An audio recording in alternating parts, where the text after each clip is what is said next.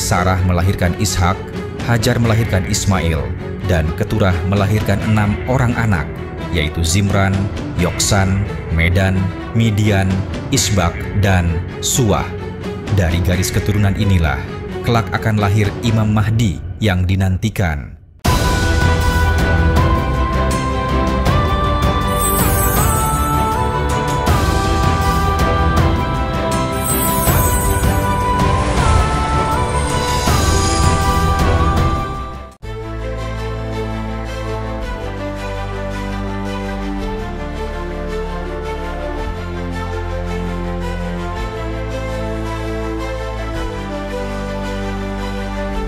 Nabi Ibrahim alaihi salam, bapak para nabi, memiliki 3 istri, yaitu Siti Sarah, Siti Hajar, dan Siti Keturah.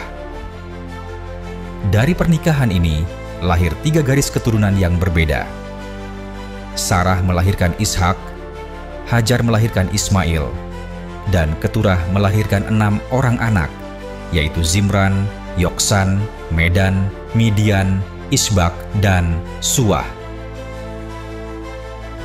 Dari garis keturunan Keturah, lahirlah sebuah bangsa yang kemudian dikenal sebagai Bani Jawi. Agama yang dianut oleh Bani Jawi adalah agama Tauhid yang diajarkan oleh Nabi Ibrahim alaihi salam. Dari garis keturunan inilah, menurut sebagian pendapat, kelak akan lahir Imam Mahdi yang dinantikan. Dalam sejarah yang berkembang, terjadi distorsi terhadap istri-istri Nabi Ibrahim alaihi salam.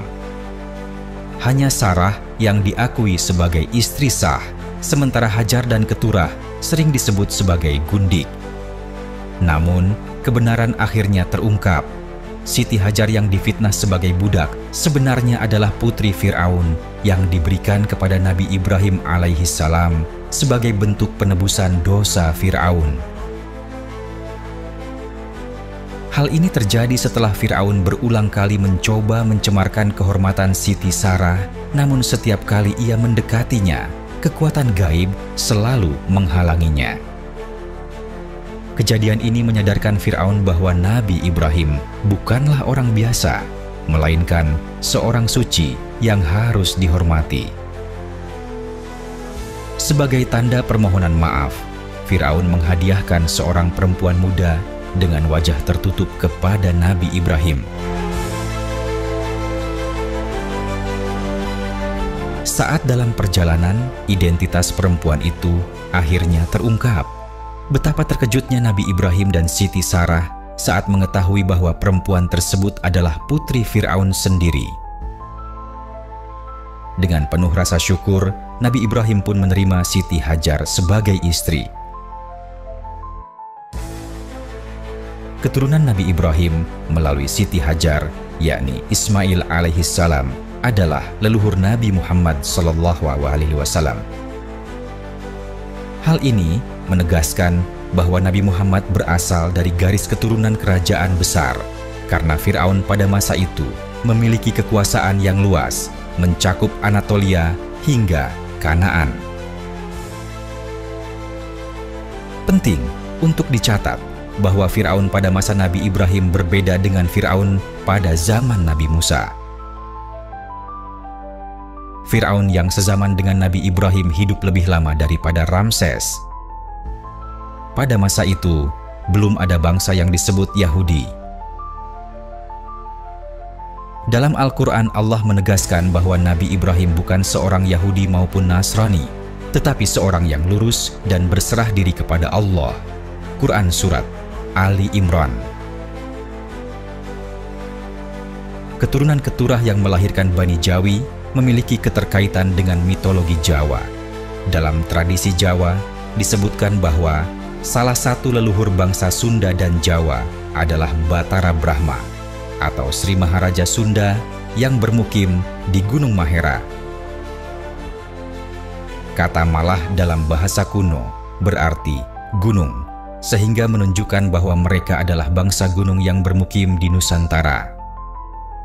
Dalam kitab Al-Kamil fi Al-Tarikh, karya Ibnu Athir disebutkan bahwa Bani Jawi merupakan keturunan Nabi Ibrahim alaihissalam. Hal ini semakin diperkuat oleh penelitian terbaru dari seorang profesor di Universitas Kebangsaan Malaysia yang menemukan bahwa DNA orang Melayu mengandung 27% varian Mediterania yang juga terdapat dalam DNA bangsa Arab dan Bani Israel. Brahma dalam mitologi Hindu diyakini merupakan representasi dari Nabi Ibrahim alaihissalam. Banyak kesamaan antara kisah Brahma dan Nabi Ibrahim. Nabi Ibrahim memiliki istri bernama Sarah, sementara Brahma memiliki pasangan bernama Saraswati. Nabi Ibrahim hampir mengorbankan putranya, Ismail. Sementara dalam mitologi Hindu, Brahma hampir mengorbankan anak sulungnya, Antarva. Nabi Ibrahim mengajarkan tauhid, sementara konsep Brahman dalam Hindu juga mengacu pada Tuhan yang Maha Esa. Nabi Ibrahim membangun Ka'bah di Makkah, sementara Brahma membangun tempat ibadah yang disebut rumah Tuhan agar selalu diingat.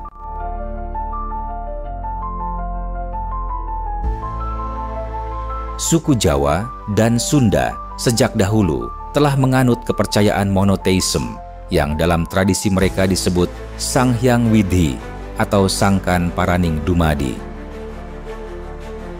Kepercayaan ini juga terdapat dalam masyarakat Sunda kuno yang meyakini adanya Allah yang Maha Kuasa dengan sebutan Sang Hyang. Oleh karena itu, tidak mengherankan jika mayoritas Bani Jawi dengan mudah menerima Islam sebagai penyempurnaan ajaran tauhid Nabi Ibrahim alaihissalam. Dalam kitab Musas Jayabaya, seorang raja disebutkan memiliki 2 kedaton istana, satu di Makkah dan satu lagi di tanah Jawi. Hal ini menunjukkan adanya keterkaitan erat antara keturunan Nabi Ibrahim dengan Nusantara. Saat menjelang wafat, Nabi Ibrahim alaihissalam mengumpulkan anak-anaknya dari Keturah, Zimran, Yoksan, Medan, Midian, Isbak, dan Suah. Mereka semua telah tumbuh menjadi pemuda yang kuat dan cerdas, mewarisi kebijaksanaan ayah mereka, serta ketenangan ibunda mereka, Siti Keturah. Dengan suara lirih, Nabi Ibrahim menyampaikan wasiat rahasia kepada mereka. Air mata mengalir di pipi anak-anaknya saat mereka menyatakan kesanggupan untuk menjalankan amanah terakhir sang ayah. Nabi Ibrahim pun memberikan sesuatu yang sangat berharga, pusaka yang akan menjadi tanda keturunan mereka di masa mendatang. Pusaka tersebut dipercaya berupa kunci rahasia, permata emas, atau bahkan senjata keris yang menjadi simbol garis keturunan Nabi Ibrahim alaihissalam.